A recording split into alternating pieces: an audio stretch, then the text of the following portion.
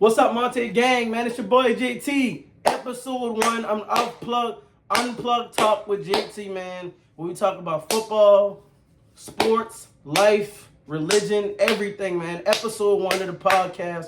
What's up, y'all? Stay blessed, man. How y'all doing today, man? If you're new to the channel, subscribe.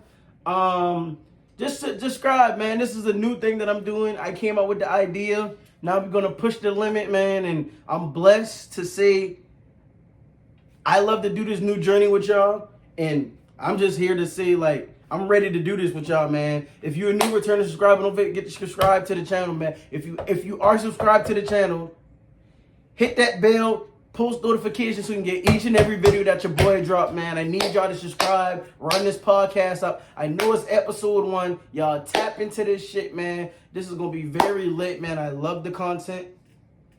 Listen, man, I love y'all. Without further ado, we're going to get into the video. First, we're going to say a little prayer. God, please help us, protect us, be our peace, and just surround us with love and joy, man. In Jesus' name we pray. Amen. Chat. First, we're going to get into it. Breaking news. We're going to be getting to a lot of football talk, life, and lessons and storytelling, man. So let's get it. Breaking news. Micah Parsons is traded to the Green Bay Packers. What the hell? I'm in the shower, y'all. Hold up.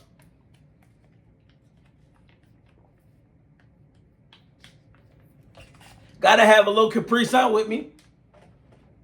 I'm in the shower. And my best friend Peter, he texts me. Then he called me. I'm looking like, what? Okay, he said, yo. I answer, right? I'm about to get out, cut the water off. I get out. He said, bro, the Packers? I'm looking like, who went to the Packers? There you have it. Micah Parsons went to the Packers. Jerry Jones. How dumb can you be? So the trade includes Kenny Clark and 2 first-round picks. I understand Micah Parsons is a generational talent. Cowboys, how did that help y'all team? Explain.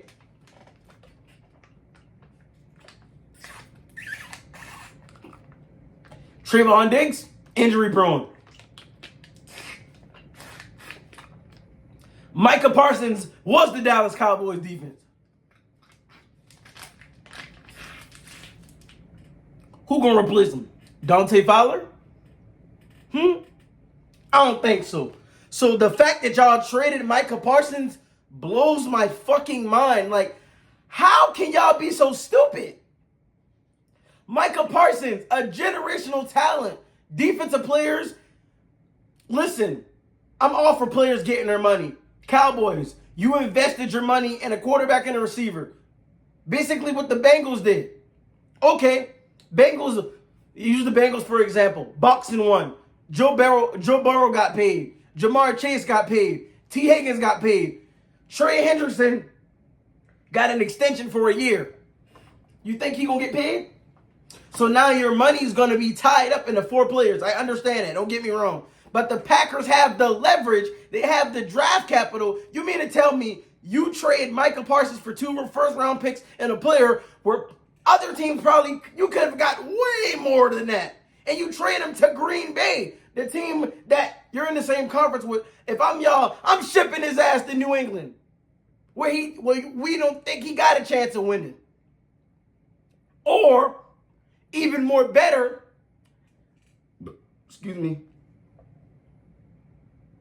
ship his ass somewhere where they don't want to win. Ship him. Like, you trade him to Green Bay. You got Kenny Clark. Kenny Clark is a hell of a defensive tackle. He's one of the underrated defensive tackles in the league and 2 first-rounders. But I felt like you could got more. Like, Micah Parsons is in the same boat as T.J. Watt. Myles Garrett. Like, let's talk about that shit now. Like, far as the best defensive players in the league.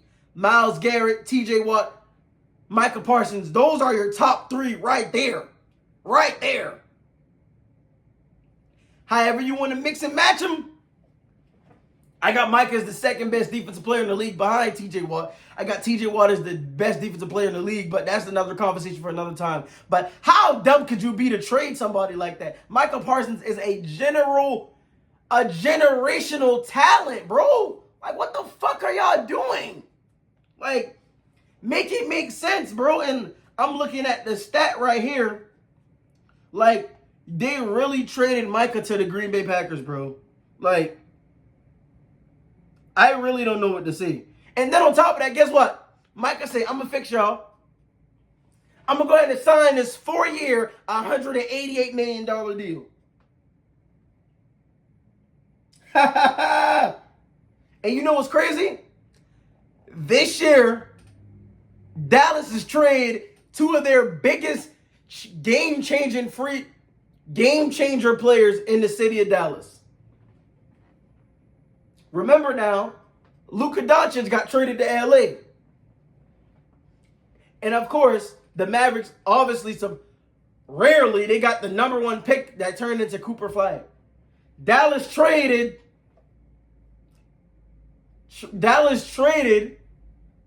Micah Parsons, their best player on their team, by far, to Green Bay. So you think you're going to get the number 1 pick? Make it make sense. So, that's just weird shit to me. I think the Cowboys are like the 2024 Cincinnati Bengals because how stupid they are. No defense. You put all your money into offense. Offense win games. Defense win championships. That's what people fail to realize. The Eagles won the Super Bowl on defense. They stopped Patrick Mahomes. The offense didn't win the Super Bowl. Offense won games. Defense win championships. You just don't trade a generational talent like that, bro. You just don't. And you don't see that shit every day, bro. It's like Micah Parsons last year, 12 sacks. The year before that, 14 sacks. In his career, he has tackles. He has 256 tackles combined. 84 assisted tackles, and he has 52.5 sacks in his career as a Dallas Cowboy.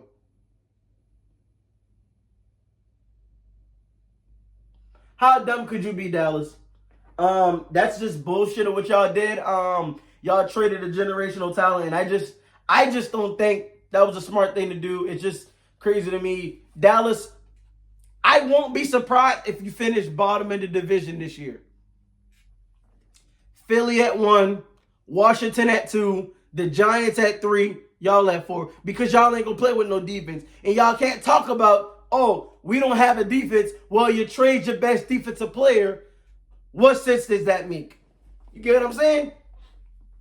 But breaking news, y'all. Micah Parsons traded to the Green Bay Packers for two first rounders and Kenny Clark. And then after that, Micah Parsons signed a 4-year, $188 million deal with the Green Bay Packers for an extension. So he's locked up. He's the future. And not to mention, he on the other side of who else? Rashawn Gary. Crazy. But next on to the other news, my NFL predictions and awards. My NFL Coach of the Year this year is very rare. I really don't do things like that. I forgot who won Coach of the Year last year. But I think this year, the Coach of the Year is going to be... Y'all ready for this?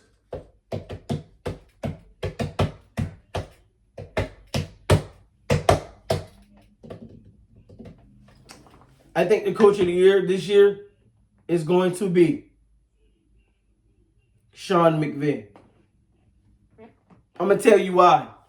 I think Sean McVay is going to win Coach of the Year because if Matthew Stafford can stay healthy, I think the offense is going to move fluidly. They move over from Cooper Kupp, their Triple Crown winner, Super Bowl MVP, the Beast, the Dog. He went to Seattle. Not to mention, you got Devontae Adams on the outside. And you got Puka Nacua. You locked up Kyron Williams, Matthew Stafford, Super Bowl winning quarterback, one of the best quarterbacks in the league. By far a top 10 quarterback in the league. The defense, the young defense played very well. And I'll say, they were this close to beating the Eagles in the playoffs. They had a chance to beat the Super Bowl winning champions in the playoffs. Well, the Eagles went on to win the Super Bowl, but I think Sean McVay definitely gonna win Coach of the Year because his schemes, the way he draw plays up, and just I think the fluidity of that team that's gonna pronounce them. Because I don't think the Seahawks are gonna be that good. I damn sure don't think so. Seahawks. I think the Cardinals gonna finish last in the division. I think the division is always gonna be between the 49ers and the Rams, but I think the Rams will end up winning the division. Sean McVay going to win Coach of the Year, top 5 offense for them. Matthew Stafford probably top 5 in passing yards. Puka Nacua over 1,000 yards. Devontae Adams probably 1,000 yards, and they might have 1,000-yard rusher. That's how I believe in that offense. But here we go. My NFL MVP of the year.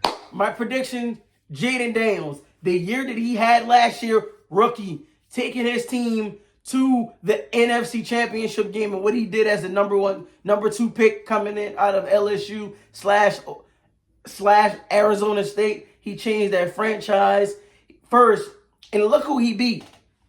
Week 1, they played Tampa Bay. He was a rookie, his first game. He struggled. Rookies gonna be rookies. The next time he played him, he was poised in the pocket. He was determined. It seemed like this guy only gets better with time, and he's a dog. He's a dog. I'm telling you. This guy is a dog.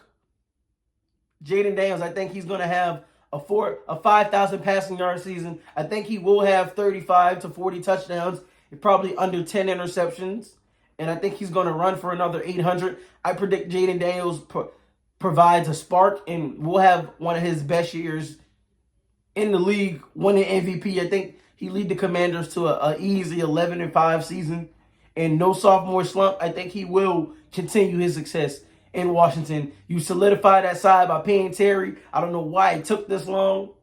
You got Debo. If Debo can stay injured, my only concern with Washington is the run game. But I know they did sign Donovan Edwards, the great running back from Michigan. That defensive core is only going to get better. But I think Jaden Daniels. Next on to my other predictions. Offensive Rookie of the Year goes to no other than Cam Ward. I got Cam Ward winning Rookie of the Year because, of course, he's starting week 1. And I think he has the most to rely on. He got a number 1 wide receiver in Calvin Ridley. They got Tyler Lockett. He got Tony Pollard in the backfield. They have built that team to his strength, and I think he looked good in the preseason. He got more comfortable as time went on, but nothing is more better than game reps. Preseason really don't tell you much because the teams are running same coverages and stuff like that, but I think Cam Ward definitely has a good rookie year. My opinion, I think if I'm the Browns, I think Shador would have run rookie of the year if he had that job. I'm just saying, I think Shador had a lot to prove and work with, but that's neither here nor there. But Cam Ward, definitely going to win Rookie of the Year. And right behind him, I got my team, no other than our receiver, Ted McMillan. I think Ted McMillan can't be overdue for a Rookie of the Year as far as being on that number 1 target for Bryce Young. Now that we traded Adam Thielen, he definitely going to be a big crucial part into our role. So I got him second in the voting as far as NFL MVP. I mean, not NFL MVP, NFL Offensive Rookie of the Year. So now we go to Defensive Rookie of the Year. I'm in between 2 names right now, and I think these 2 names are going to be formidable. I got Travis Hunter second on my Defensive Player of the Year because he plays both sides of the ball, and I think most of his damage will be done on the offense side of the ball, different packages and stuff like that. I'm going to see how it translates, but I think he definitely has a chance to have at least more than 5 interceptions because people are going to try him. His athleticism, his lengthy arms, and he's a dog. And he won't back down from no challenge. I'm telling you that. And I think he will take your number 1 receiver, and I think he'll take them out the game. But think Travis Hunter got a chance of being second in the voting, and he got a hefty chance of winning Rookie of the Year. My opinion for Rookie of the Year goes to Mason Graham out of Michigan. I'm going to tell you why. Because when you play with a defensive player such as the talent of Myles Garrett, he brings so much attention. And you know what that leaves? One-on-ones for you. They're going to double team Myles Garrett. All you got to do is beat your man. I think Mason Graham is going to he's going to have a productive year. I think he's going to have 8 sacks as a rookie, have a big impact on that Cleveland defense, and who knows what happens with that defense. Those are my predictions for awards and stuff like that. Now we're going to get into the gritty stuff. Predictions for next week's game as far as the NFL season. I got expectations for week 1. Well, no, for week 1, no. We will get to that later on in the show. My biggest surprise and biggest fall off this year from the NFL. My biggest surprise will be the Carolina Panthers. And I'm not saying that just because that's my team. I really believe that Bryce Young has figured it out. I think the best thing that ever happened to Bryce Young, he got benched. And I'm going to tell you why. So, his whole career, he's been told he's been the best at what he do. High school, he was the best. College, he won the Heisman. He was the best. Playing at Alabama, he was a dog. Number 1 pick, you go to the shittiest team in the NFL. But they don't build nothing around you. You don't have those targets on the outside. You don't have those 5-star recruits. You don't have an all-star defense. You don't have those things and those validations to get you what you need to be. And I think for Bryce Young, he only had Adam Thielen. Okay, I know. His first rookie year, the Panthers gave him nothing to work with. By far, we had nothing on that offensive end. I'm a loyal Panthers fan. I watch every game. They had nothing to work with to help him out his rookie year. Now, last year, 50-50. Because a new coaching staff, a new coordinator, maybe it can work. But he played horrible. He couldn't read coverages. It looked like he was lost. It looked like he was very frightened and he was very nervous in the pocket. The best thing that happened to him, he got benched. Andy Dalton played well when he came in. Everybody, and I know everybody was panicking. Oh, Bryce Young is probably going to go down as the biggest bust, overreacting. Nah, baby. But God, I'm knocking on wood right now, hopefully. Knocking on wood, y'all. That the thing is, Andy Dalton got in a car accident. And Bryce Young get to start versus Denver. That Denver game, everybody was taking the heat of it. Oh, it's just another game. Bryce Young, he's going to be the same. He played well. His first drive, he threw a touchdown to Xavier Legette on I think it was a short crosser against Patrick Surtain. Scored a touchdown. He looked good. And then he had a late touchdown to Jalen Coker, who was the solidified number 2 now in Carolina. Now that Adam Thielen got traded to Minnesota. So now, here we are. New Orleans game. Big play, well. I think that New Orleans game gave him the confidence for the rest of the season. That Denver game, okay, he's looking like, I can't give this job back. I can't have no setbacks. I always believed that Bryce Young was going to be the solidified number 1 quarterback. And I had faith in him. And I was talking to my dad, and he was like, maybe he need to sit down and learn behind Andy Dalton. I was like, I don't think so. And now I look back on it like he was right. Maybe that first year as a rookie, you sit back and you look at. Because sometimes as you come into the league, quarterbacks now get thrown into the fire. Because now, remember what Jaden Daniels did? Oh, shit. I'm missing. Unplug my light, y'all. I'm sorry. Remember what Jaden Daniels did, guys? Now people going to think like, oh, he's going to have a Jaden Daniels here. No. Everybody's not Jaden Daniels. Everybody's not Andrew Luck. Everybody's not Cam Newton. Everybody's not RG3. Because those guys had an impact like that in their rookie year. Cam Newton, 2011 rookie year, was one of the best. Andrew Luck took his team to the playoffs. RG3, dynamic rookie year. Jaden Daniels took his team to the NFC Championship game. Bryce Young struggled his first year. Put so much pressure on these quarterbacks, and plus Bryce Young undersized, and they say all this thing. I think he got all the intangibles, but I think the Panthers will be the biggest surprise team of this year. their defense upgrades, their depth on defense. Ted McMillan being the number one receiver. They got more help in the running back room. I think the Panthers will be the biggest team that catch you by surprise this year. The biggest team, the biggest fall-offs this year. Are y'all ready for this? Woo! I think the team that will have the biggest, not the littlest, the biggest fall-off this year. Are y'all ready? I think will be the Philadelphia Eagles. I say that because look at the pieces that you lost on defense. Like I said earlier, offense won games, defense won championships. The Eagles were thriving off their defense. Jalen Carter, Darius Slay, C.J. Gardner-Johnson, Nakobe Dean. Main core right there. Last year, Cooper DeJean thrived because he didn't have to play the number one. He didn't have to be a number one corner. That was Darius Slay's job. Avonte Maddox on the other side. Cooper DeJean played in the slot where he could have been roaming around a little bit. Now, and if he's the number one corner, you're going against the best every week. Imagine you the Philadelphia Eagles, you're playing against, you got Terry McLaurin you playing against. Next week, you're going against Justin Jefferson. The week after that, you're going against DJ Moore. After that, Jamar Chase. You see what I'm putting down? It's no breaks. Amar St. Brown. Like, make it make sense, bro. You're going against number one receivers.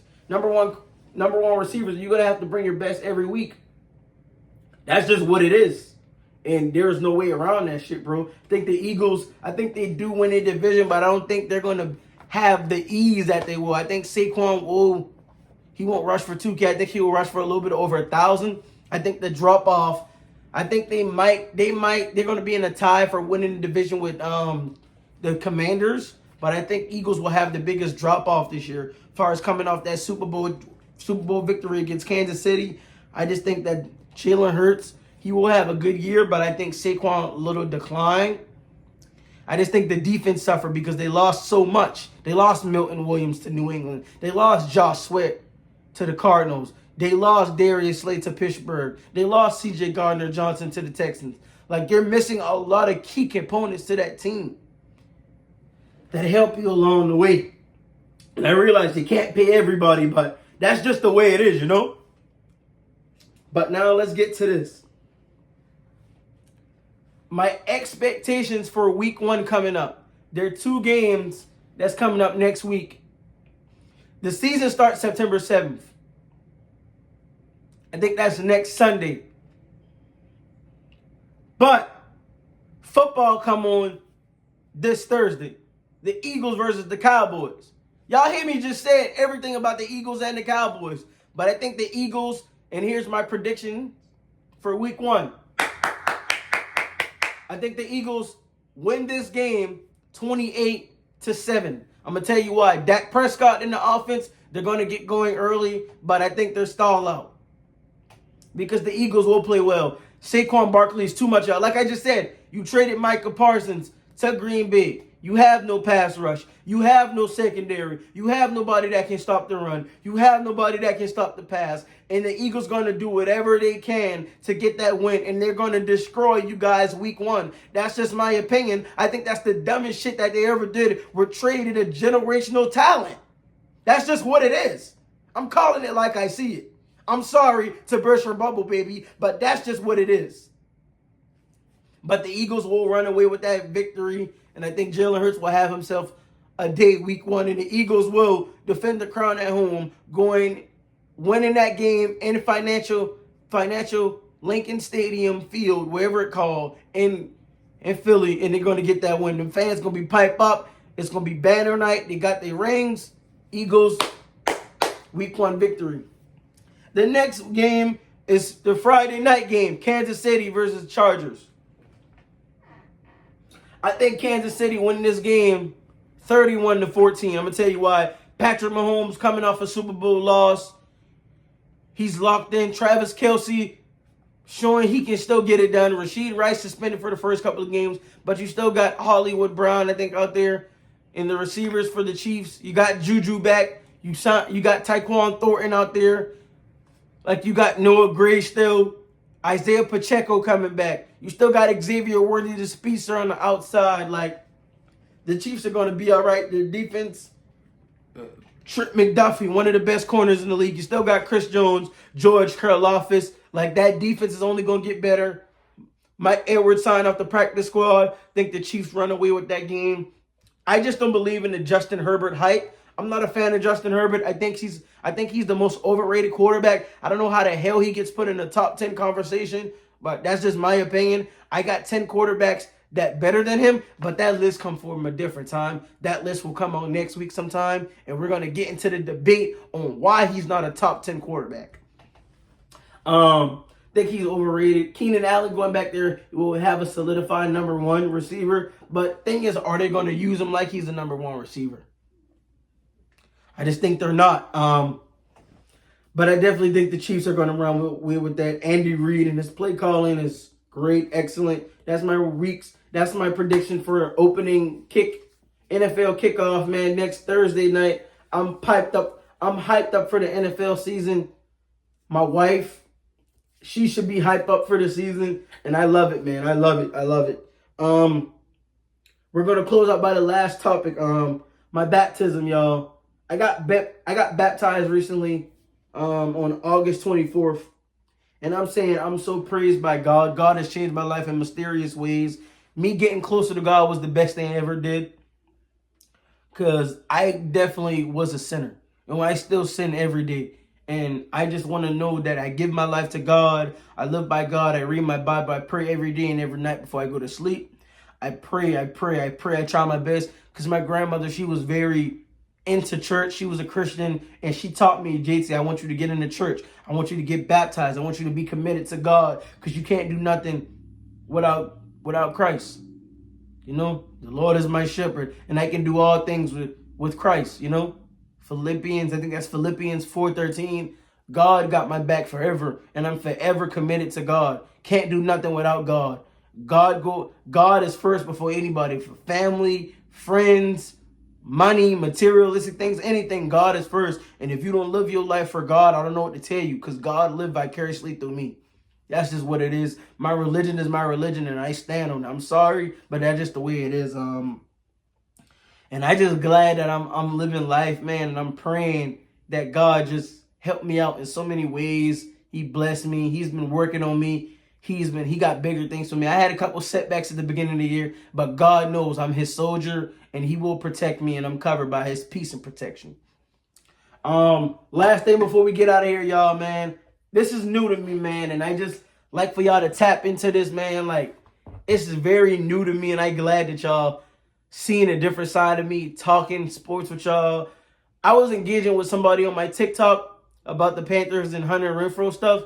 And I love the people that engage in sports, because I'm a big sports fan. I love football. I used to keep up on basketball like that, but we might do basketball on the channel. I'm not too sure yet. You know, the college football season coming up Saturday this weekend, so I'm going to tap in with that a little bit. And we're not going to do another episode until Monday. So I love y'all, man. I appreciate y'all for tuning in and just blessing me, man. I appreciate y'all for tuning in. I love y'all. I love y'all. I love y'all. This is something new to me, man. And I hope y'all can be able to, so we can grow this channel. We can grow things that we need to do. I know I haven't been consistent in months with this YouTube stuff, man. And I just think that God has blessed me where I can be at a peace where I can just do content the way I want to. Not somebody giving me ideas. And it's okay with people giving me ideas, because I take them all the time and give them credit for it. But I think the thing is just putting my own creative spin on it and just be able to be in my comfort zone. Like my granny always tell me, you got to be uncomfortable to be comfortable. Put yourself in uncomfortable situations so you can get adaptability to be comfortable, man. I love y'all. Don't forget to like the video, comment, man, share the video, subscribe to the channel, man. I love y'all. I love y'all. I love y'all. Man, listen, This is episode 1 of Unplugged with JT. Life sports, man. Life. NFL talk. Peace. I love y'all. We out. Peace.